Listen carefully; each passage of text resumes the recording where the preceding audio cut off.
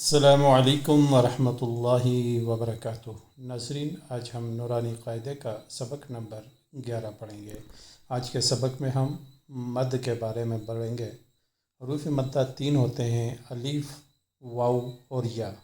الف سے پہلے جب زبر ہو اور واو ساکن سے پہلے پیش ہو اور یا ساکن سے پہلے زیر ہو تو اس کو 1 سیکنڈ لمبا کر کے پڑھیں گے۔ جیسے میں پڑھوں گا اس طریقے سے پڑھنا ہے۔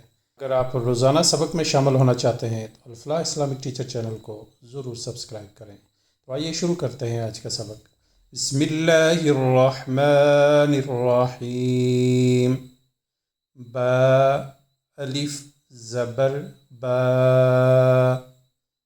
با، واو پیش بو، با، یا زیر بی، با، بو، بی، تا، الف زبر تا، تا، واو پیش تو، تا، یا زیر تی، تا، تو، تی،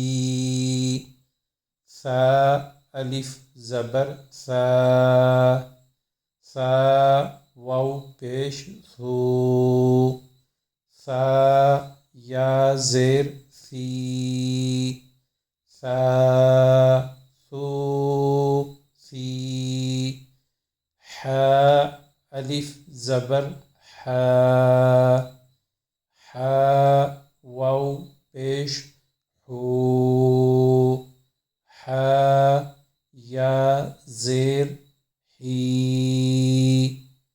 حا، حو، حی، خا، الف زبر خا، خا، واو پیش خو، خا، یا زیر خی، خا، خو، خی، را، الف زبر را، را، واو پیش رو، را، یا زیر ری، را، رو، ری، زا، الف زبر زا، زا، واو پیش زو، زا، یا زیر زی، زا، زو، زی، طا، الف زبر طا، طا، واو پیش تو،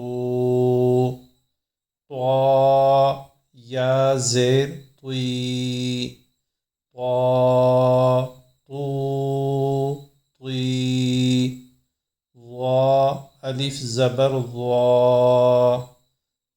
ضا، واو پیش ضو، ضا، یا زیر ضی،